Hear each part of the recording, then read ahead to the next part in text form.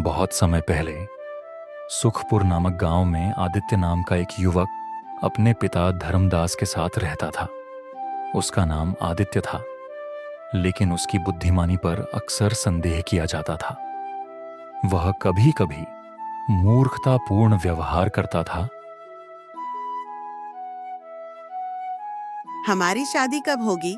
तुम इतना श्रम करते हो, लेकिन तुम्हारे पास एक पैसा भी नहीं है। शादी के बाद सुखी जीवन बिताने के लिए धन की आवश्यकता होगी, उसकी मंगेतर सिया ने कहा।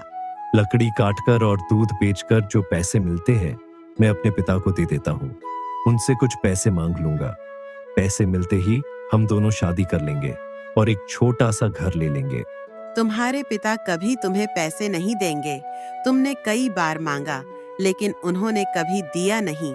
अगर मैं सीधा पैसे मांगूंगा तो नहीं देंगे, लेकिन शादी के लिए कहकर मांगूंगा तो वे जरूर देंगे। ठीक है, मैं भगवान से प्रार्थना करूंगी कि हमारी शादी जल्दी हो।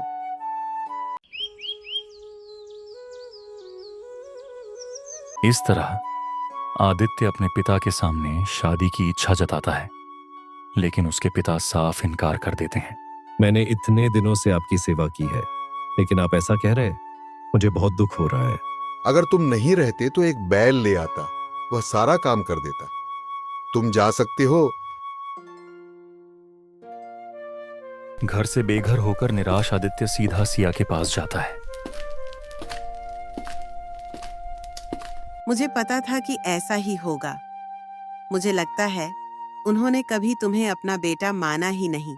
सिया दुखी होकर कहती है, मुझे भी यह पता है, लेकिन उन्होंने ही मुझे पाला है।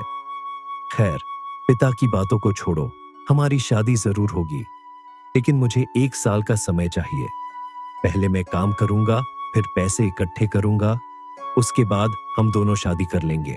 ठीक है, लेकिन ध्यान रखना कि कोई तुम्हें ठग न ले। दुनिया में बहुत चालाक लोग हैं।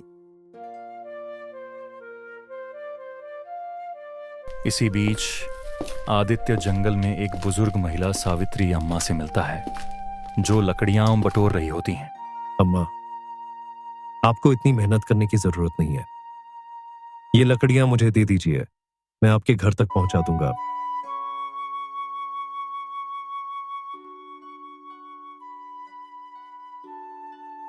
मेरा कोई नहीं है बेटा, अकेली रहती हूँ। छोटा मोटा काम करके किसी तरह गुजारा कर रही हूँ।